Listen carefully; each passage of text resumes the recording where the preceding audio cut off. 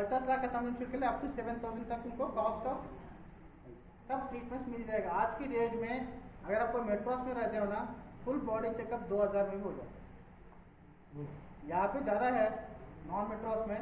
Metros में बहुत competition रहता है, इतना डायग्नोस्टिक सेंटर रहता है कि ऑफर पे ऑफर चलता है, ये चेक कर लो वो चेक कर लो, वो सभी 2000 में हो जाएगा भी। इसमें और एक एडवांटेज क्या है, इस पॉलिसी में हमारा एंट्री एज क्या है? 18 years। हेल्थ चेकअप आदमी बच्चे रहे, हाँ 4 आदमी रहता है, 4 आदमी को मिलता है नहीं, आप 4 कर लो 1 कर लो, हमारा लिमिटेशन है 1% ऑफ कम, कोई लिमिटेशन नहीं। हाँ हमारा लिमिटेशन कम इंश्योर्ड है, समझे सर? जैसे कि पॉलिसी में रहता है ना, अगर क्लेम भी हो गया तो 1 कर लो 4 कर लो, हमारा लिमिटेशन है। सब लिमिट सा ऐसा है वो अप टू 15 के लिए 5000 है, 25 लाख के लिए 7500 है। आप ये 3 याद रखिए, सब लिमिट्स 5000, 7500 और 10000, जितने भी सब लिमिट्स है, छोटे छोटे कवरेज जितना भी है, पूरा पॉलिसी में सब लिमिट्स यही है, ठीक है?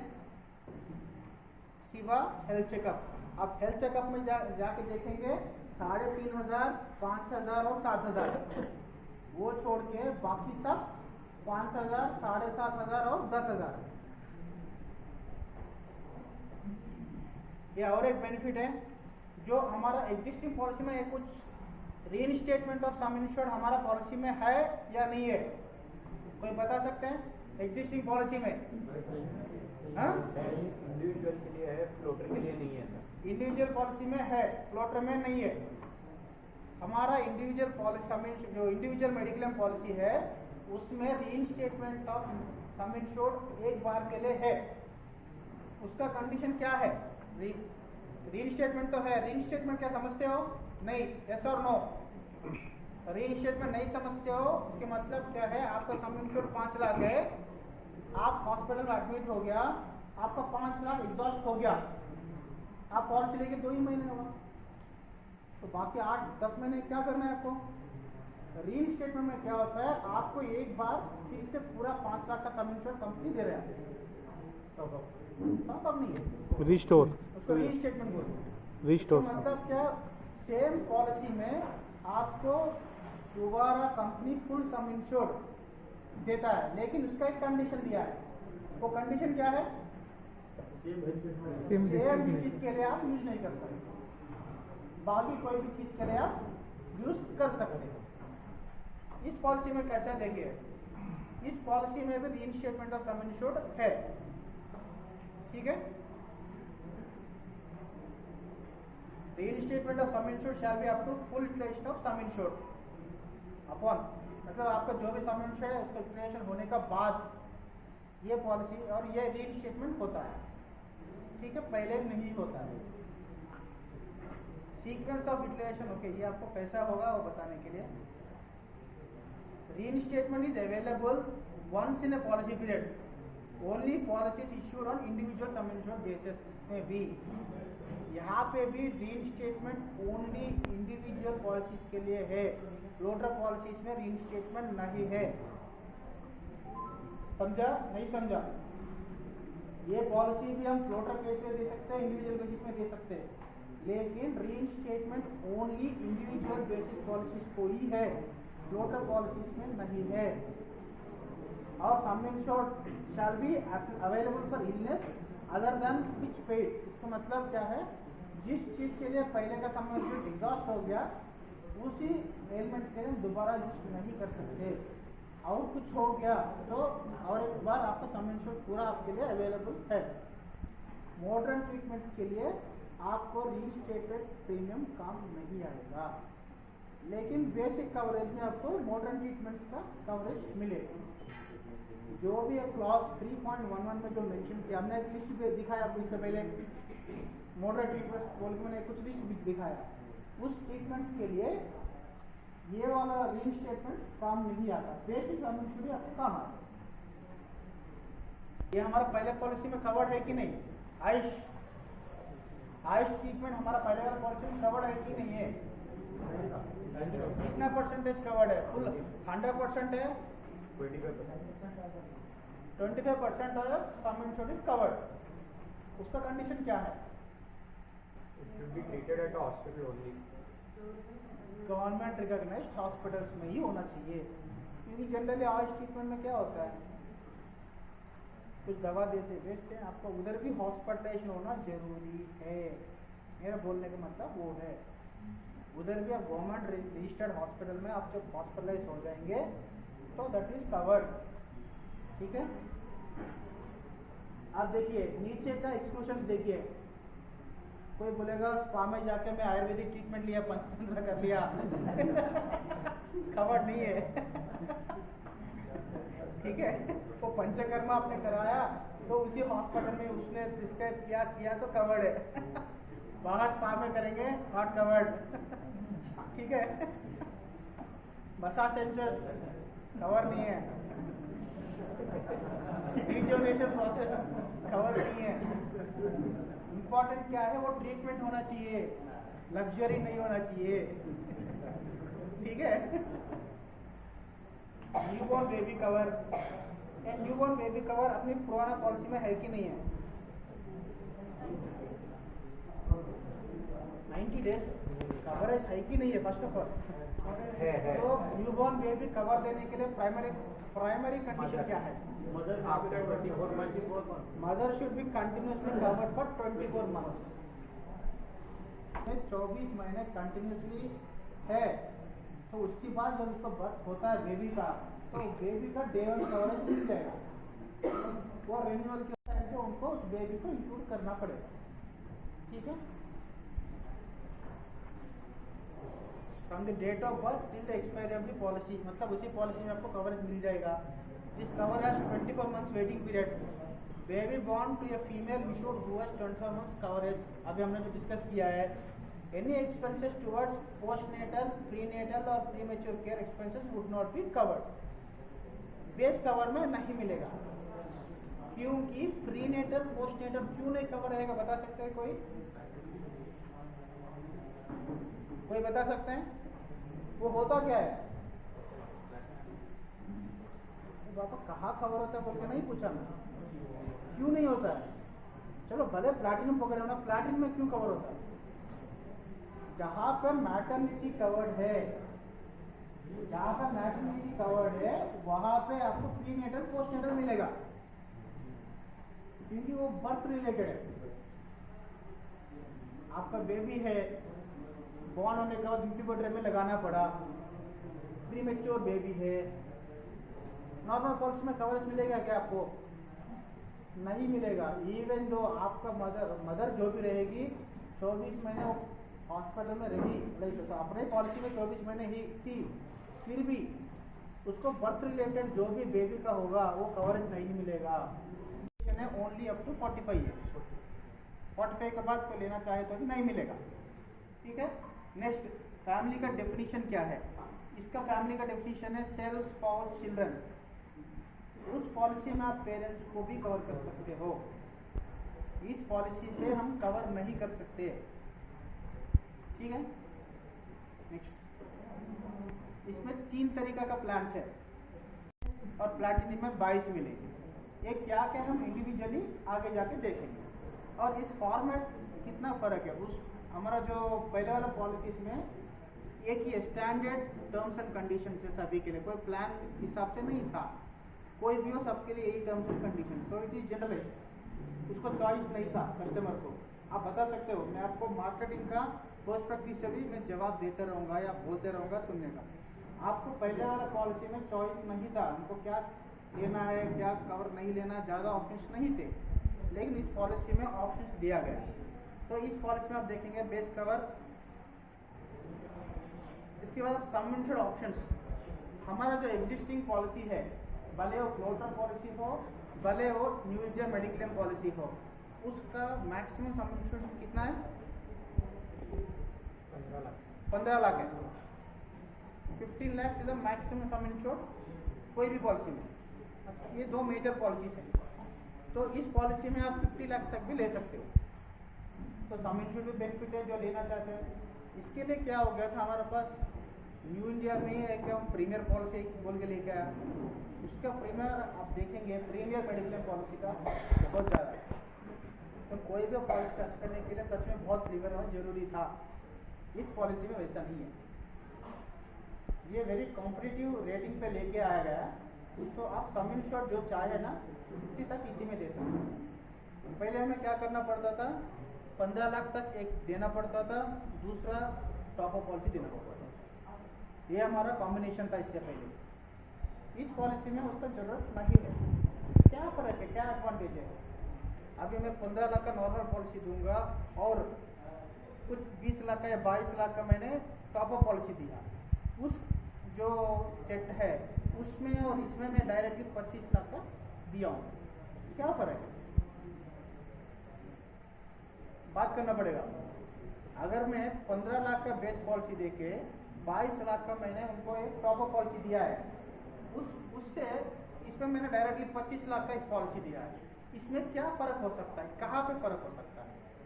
नहीं लेना पड़ता, वो तो है, वो नहीं है। बेनिफिट क्या है? प्रीमियम थोड़ा कम होता है। नहीं, उसमें प्रीमियम कम होता है मेरे हिसाब से। अगर आप 15 लाख का देके टॉप अप देंगे तो आपका प्रीमियम कम पड़ता है। मेडिकल में डिडक्टेबल रहता ही नहीं रहता। हाँ, जनरली सम इंश्योर्ड से क्या होता है, आपको रूम रेंट प्रोपोर्शनल डिडक्शंस का बहुत फर्क पड़ता है, आप फर्क समझना चाहिए। इसमें वो एडवांटेज आपको मिलेगा क्योंकि इसमें क्या किया है, आज की जो ट्रेंड है कि single AC room, double X, duplex, ऐसा ना, तो बहुत अलग अलग डीलक्स, उनके नाम से अलग अलग नाम है। एसी डीलक्स मतलब सिंगल ऑक्यूपेंसी, ओनली एसी मतलब डबल ऑक्यूपेंसी, ऐसा कुछ जो आज की जो टर्मिनोलॉजी है आप कंपेयर करेंगे प्राइवेट कंपनीज की जो पॉलिसी की बेसिस पे कंपेयर कीजिए ये पॉलिसी लेके आए। क्योंकि इससे पहले वाला था क्या था, हमारा सम इंश्योर्ड बेसिस था, 1% of sum insured is your room rent, 2% आपका ICU का था। इसमें ऐसा कुछ लिमिटेशन नहीं लेके नहीं आया। इस पॉलिसी में बोला है कि तुम ये सम इंश्योर्ड ले लिया प्लान के हिसाब से, प्लान आप बेस प्लान ले रहे हो, गोल्ड ले रहे हो, प्लैटिनम ले रहे हो, प्लान ले लिया उसके हिसाब से आपका कवरेज बदल जाए। नेक्स्ट, तो प्रोडक्ट टाइप क्या है इसमें, तो कितना लोगों को ले सकते हैं आप? इसमें आप इंडिविजुअल बेसिस में भी दे सकते हो, फ्लोटर बेस में भी दे सकते हो। तो फर्क क्या है, आपको प्रीमियम देखेंगे तो फर्क नहीं है उसमें, आपको ओनली मेंबर्स के हिसाब से डिस्काउंट मिलेगा, लेकिन कवरेजेस आपको इस हिसाब से, मैं तो इंडिविजुअली सजेस्ट करता हूँ इस पॉलिसी में भी, क्योंकि आपको ऐसा उसमें कुछ फर्क नहीं है, कंपनी को बेनिफिट होगा। इसको पॉलिसी देंगे तो अच्छा है कि इंडिविजुअल बेसिस पे आप दे देंगे तो कवरेज अच्छा मिलता है, थोड़ा बहुत डिस्काउंट देते हैं उससे ज़्यादा अच्छा कवरेज अच्छा देना, क्योंकि इसमें प्रीमियम्स बहुत कम है। तो आप फैमिली में पहले जो पॉलिसी था उसमें लिमिटेशन था नंबर ऑफ चिल्ड्रन पे, नंबर ऑफ चिल्ड्रन का हमारा लिमिटेशन था 2, उसमें 4 बच्चों तक के आप कवर दे सकते हो। इस पॉलिसी का वो एक डिफरेंस है। फ्लोटर सम इंश्योर्ड, ठीक है, प्लैटिनम प्लान, हाँ, ये प्लैटिनम प्लान लेने के लिए कंडीशन क्या है, मिनिमम 2 ऑर्डर्स होना जरूरी है प्लैटिनम प्लान के लिए। गोल्ड और बेसिक प्लान के लिए जरूरी नहीं है, सिंगल पेरेंट भी ले सकता है, लेकिन प्लैटिनम के लिए 2 ऑर्डर होना जरूरी है, क्योंकि उसमें कितना कवरेजेस है, बेस में कितना कवरेजेस है, गोल्ड में कितना, प्लैटिनम में 22। तो 22 आपको ज़्यादा कवरेज चाहिए बोले तो कंपनी का पास भी थोड़ा प्रीमियम आना चाहिए, तो 2 order mandatory. Next, coverages,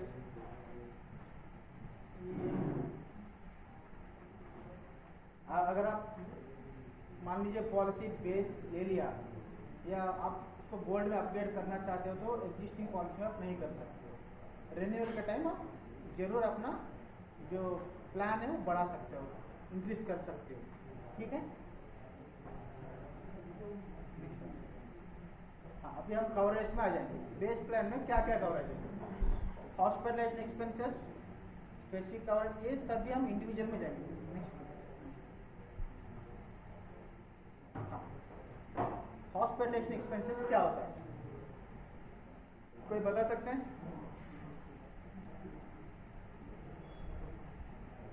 hospital expense क्या होता है? Room rent, doctor fees, nursing तो भी चार्जेस। अगर हम एडमिट हो गया तो जो जो हमें स्पेंड करना पड़ता है, भले वो डॉक्टर का फीस हो, अपना रूम रेंट हो या ट्रीटमेंट का कॉस्ट हो, कुछ भी हो, सभी अपने लिए हॉस्पिटलाइजेशन एक्सपेंसेस का हेडिंग के नीचे ही आता है। तो इसमें रूम रेंट लिमिट्स देखिए, अगर आपको sum insured up to 15 lakh है, सिंगल एसी रूम का आपको एलिजिबिलिटी। अगर आपका सम इंश्योर्ड 25 या 50 लाख है तो double AC room, deluxe AC room का आपको एलिजिबिलिटी। इसके मतलब वो फर्स्ट वाला क्या है, शेयरिंग बेसिस पे है, सेकंड वाला ऑलमोस्ट आपके लिए एक्सक्लूसिव रूम पे मिल जाएगा। वो आपका सम इंश्योर्ड का लिमिट पे डिपेंडेंट है। ये पहले वाले में वैसा नहीं था, 1% था। फॉर एग्जाम्पल अगर आपको 15 लाख है तो तब भी उसमें लिमिटेशन क्या था बता सकते हो? अगर आप न्यू इंडिया मेडिक्लेम पॉलिसी में आपका सम इंश्योर्ड 15 लाख है तो आपका रूम रेंट एलिजिबिलिटी कितना है? जोर से 1% मैं अमाउंट में मांग रहा हूँ। नहीं है, ऐसा नहीं है। आपको 15 लाख लिया तो भी आपको 1% सब्जेक्टेड टू मैक्सिमम ऑफ 10,000 पर रूम इज द लिमिटेशन उसके बेस पॉलिसी। आप आईसीयू लिया तो यस उसके हिसाब से 2% आएगा, लेकिन वो भी 30,000 वगैरह नहीं है। वो लिमिटेशन है, सब लिमिट्स है उस पर। इस पे पैसे पे नहीं दिया है, क्योंकि आज के डेट में हॉस्पिटल्स में भी ट्रेंड है, आपको एसी रूम चाहिए, कौन से एसी रूम चाहिए, डीलक्स चाहिए, सुपर डीलक्स चाहिए, तो उनका टेक्नोलॉजी के हिसाब से वो बनाया। तो आज की डेट में अमाउंट से कोई लेन देन नहीं है। आपको समझ देखना है तो you are eligible for this. आपका क्या है, सिंगल एसी है या डीलक्स है, वो डिसाइड हो जाएगा सम इंश्योर्ड पे। तो ये मेरे एलिजिबिलिटी आता है कि नहीं आता, इससे क्या फर्क पड़ सकता है मुझे बताना पड़ेगा। रूम रेंट निकाल दिया तो आपको क्या असर पड़ेगा मुझे बताना पड़ेगा आपको सम इंश्योर्ड से आपका जो रूम रेंट से क्या डिफरेंस आ सकता है, कोई भी क्या डिफरेंस आ सकता है? अगर आपको एक रूम रेंट का जो फंडा निकाल दिया तो क्या एडवांटेज है कस्टमर को? अगर मान लीजिए आपका रूम रेंट एलिजिबिलिटी 5,000, आप 10,000 का, मतलब पहले वाले पॉलिसी की बात कर रहे हैं, 10,000 में आप एडमिट हो गया, तो जब आप क्लेम करने वाले हो आपका क्लेम के ऊपर क्या इफेक्ट पड़ेगा पता है आपको? प्रोपोर्शनल डिडक्शन, प्रोपोर्शनल डिडक्शन का फर्क है। तो आप कितना हिसाब से, मान लीजिए आप 5,000 की जगह पे 10,000 लिया तो 50% मिलेगा टोटल क्लेम में, इसमें वो डर है क्या?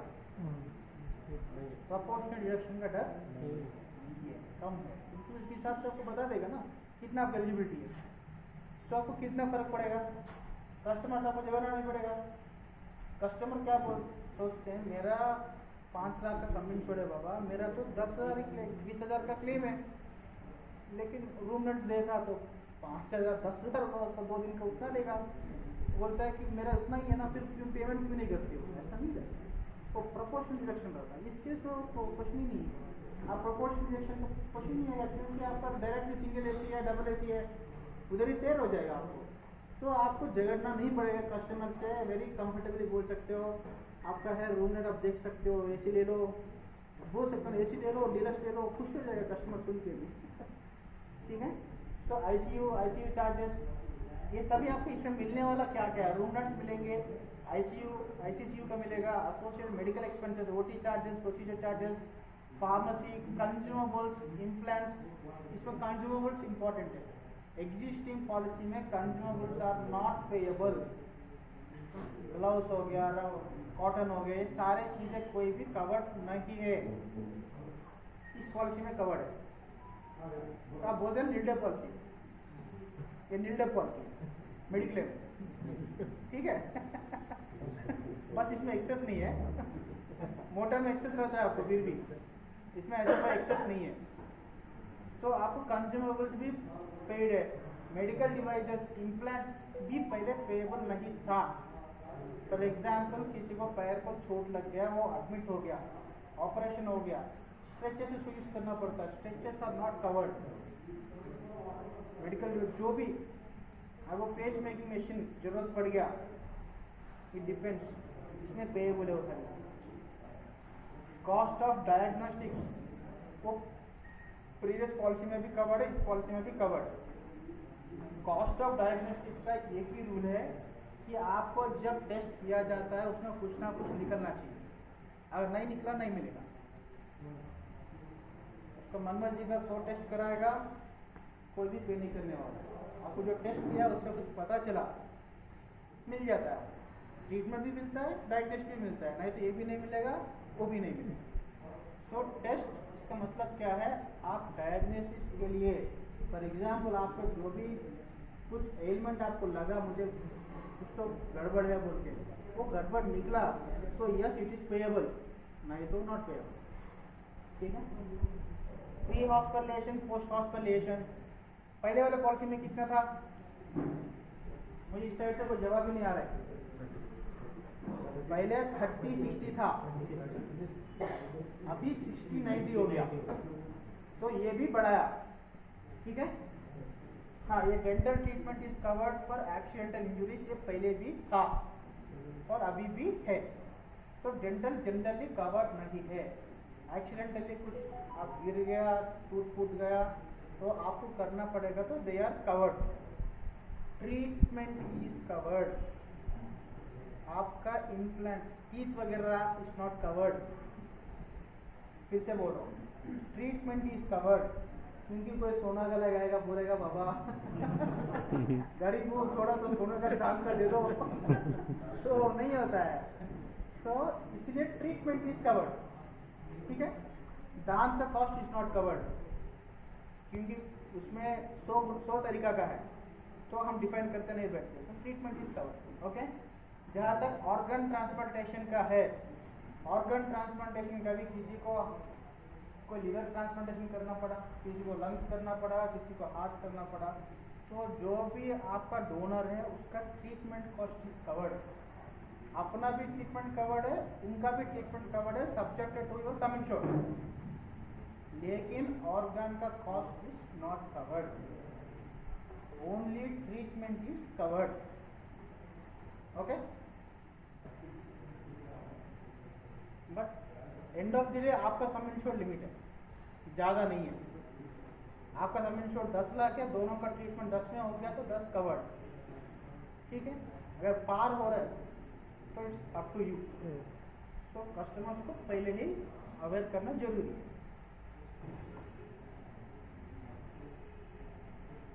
Payable for completion of every 24 hours of hospitalization, limits as per sum insured. Any one illness, maximum 5 days. Medical expenses. Hospital cash benefits, ये एडिशनल बेनिफिट है जो पहले वाला पॉलिसी में नहीं है, लेकिन आशा किरण में है। ना फ्लोटर पॉलिसी में है, ना इंडिविजुअल पॉलिसी में। कैश बेनिफिट आपको मिलेगा। ठीक है। Hospital cash, this will take care of your day to day expenses. ठीक है। कैसा मिलेगा? अगर आपको सम इंश्योर्ड 5 से लेके 15 लाख तक है तो पर डे 500 रुपीज़ मिलेगा। मैक्सिमम 5 डेज को मिलेगा आपको। इससे पहले वाला स्लाइड में आप देख सकते हो, तो मैक्सिमम आपको 5 डेज का ही मिलता है हॉस्पिटल कैश। तो आपका सम इंश्योर्ड 25 लाख है तो 750, 5 लाख 50 लाख है तो पर डे 1000 तक आपको हॉस्पिटल कैश एडिशनली मिलता है। ये सम इंश्योर्ड छोड़ के, ये सम इंश्योर्ड छोड़ के एडिशनल बेनिफिट। एम्बुलेंस चार्जेस ये अप टू 15 लाख के लिए 5000 है पर यूसेज, इसके ऊपर कोई लिमिटेशन नहीं है। आपको जब भी हॉस्पिटल जाना पड़ा उस टाइम के लिए आपको up to 5000, up to 15 lakh sum insured के लिए। आपको 25 लाख के लिए 7500 है, 50 लाख के लिए मैक्सिमम आपका 10,000 पर ट्रिप आपको मिलेगा। ट्रीटमेंट ऑफ कंजेनिटल डिसीजेस, ये पहले वाला पॉलिसीज में कवर्ड नहीं थे। ये इंटरनल हो या एक्सटर्नल हो। कंजेनिटल डिसीजेस क्या होता है पता है आपको? किसी को भी? हाँ, जो भी जेनेटिकली हो सकता है, इंटरनल हो सकता है, एक्सटर्नल हो सकता है, जो आपको पता है पैदाइश ही आ गया आपको। ये जनरली पहले कवर्ड नहीं थे।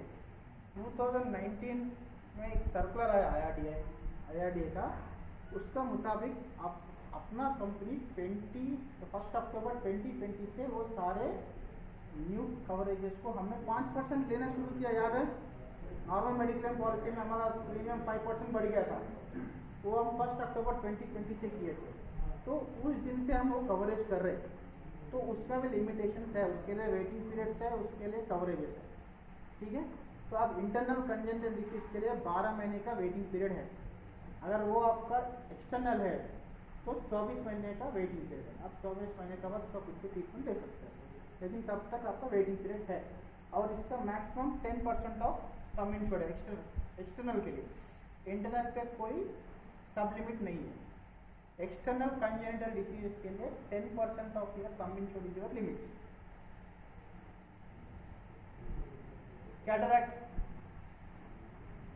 कैटरैक्ट के लिए जानते हैं ना कैटरैक्ट क्या होता है? हाँ, उसमें क्या करते हैं, आपको ट्रीटमेंट में एक्चुअली ऊपर का जो लेंस रहता है वो एक लेयर भर जाता है, उसको कट करके निकाल के लेंस डाल दिया। तो इसके लिए नॉर्मल अपना पॉलिसी में क्या लिमिट्स था? 24,000 था पर आई। अगर आप इंडिविजुअल मेडिक्लेम में जाएंगे, वहां पे आपको कैटरैक्ट लिमिट बढ़ाने का एक ऑप्शन दिया गया। If you are sum insured is, मैं क्वेश्चन पूछा हूँ, नॉर्मल मेडिक्लेम पॉलिसी में कैटरैक्ट आप एडिशनल कैटरैक्ट हायर लिमिट आप ऑप्ट कर सकते हो। उसके लिए एक सम इंश्योर्ड है, मिनिमम इतना सम इंश्योर्ड है तो आप वो कवर ले सकते हो। कितना सम इंश्योर्ड होना चाहिए? क्यों पाटिल साहब? नहीं, 8 लाख है तो 8 लाख का मिनिमम सम इंश्योर्ड है तो आप कैटरैक्ट के लिए उसमें अप टू 1 लाख का कवरेज आप ले सकते हो, एक्सटेंशन ले सकते हो। अदरवाइज इट इज 24,000 पर आई। यहाँ पे क्या है, आप स्ट्रेट अवे देख सकते हो कि अप टू 50,000 तक है, ये पर आई है। पर आई अप टू 50,000 आप कवरेज ले सकते हो। तो इफ इट इज 25 लाख 75,000 है, 50 लाख के लिए 1 लाख तक भी आप कवरेज ले सकते हो। पर आई है वो भी, ये अंतर है। उसमें 24 था, इसमें स्टार्टिंग ही 50 है, तो आपको कवरेज ज्यादा हो गया पहले वाले पॉलिसी से। सर दैट इज पर आएगा और बोथ प्राइस सर पर I in the same policy period also sir, same policy ऐसे एक ही साल में 2 बार ले सकते हैं सर। 2 आंखों के लिए करेंगे तो 1 लाख तक मिलेगा। मान लीजिए 50,000 है, 2 आंखों के लिए मिलेगा। कैटरैक्ट का भी एक आंख में जनरली नहीं होगा तो दोनों आंख पे एक ही बार निकालते हैं। तो पर आई लिमिट से होगा 50, 75, 1 लाख। ये हजार्डस स्पोर्ट्स, पहले क्या था, हमारा पॉलिसी में हजार्डस स्पोर्ट्स का कवरेज है ही नहीं है, इट्स एन एक्सक्लूशन। लेकिन इस पॉलिसी में क्या किया है, अगर कोई होगा हजार्डस स्पोर्ट्स में काम करते हैं, फॉर एग्जाम्पल कोई स्पीड बोटिंग कराने वाला रहेगा, आप तो स्पीड बोटिंग मजा के लिए जाते हैं, उसका तो रोज का जिंदगी हो, अगर हम उसको भी डिनाई करेंगे तो उसको हम अन्याय किया जैसा होता है। तो इस पॉलिसी में क्या किया है, जो भी हजार्डस स्पोर्ट्स में एम्प्लॉयड है उनको कवरेज दिया। तो हम इस पॉलिसी को वैसे टारगेट करके भी हम एक टारगेट सेगमेंट है, क्योंकि जनरली उनको मिलता नहीं है बाहर, तो ऐसा पॉलिसी में हम उनको टारगेट कर सकते हैं। ठीक है, उसके लिए लिमिटेशंस है up to 10% of sum insured, 1 lakh, 1.5 lakh, 2 lakh है। ठीक है, उसका लिमिटेशन है, सब लिमिट्स।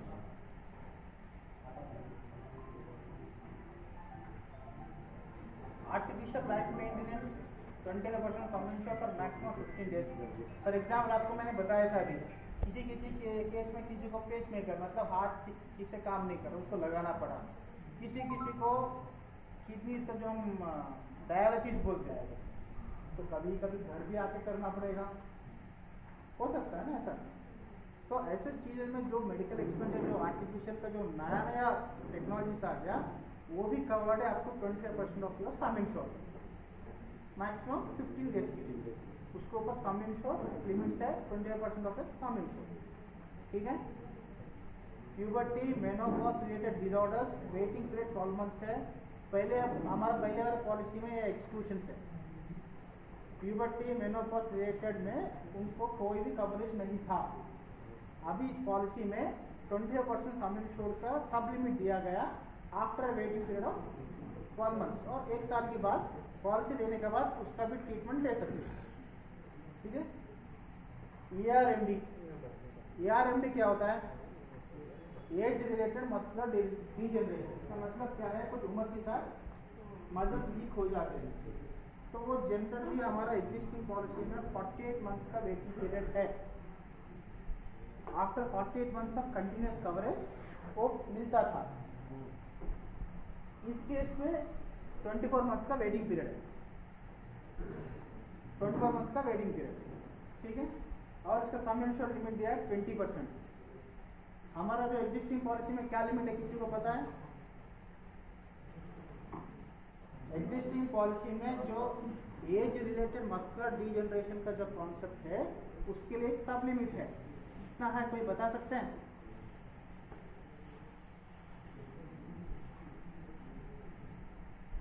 वाइल्ड गैस आपका सम इंश्योर्ड कितना भी रहने दीजिए,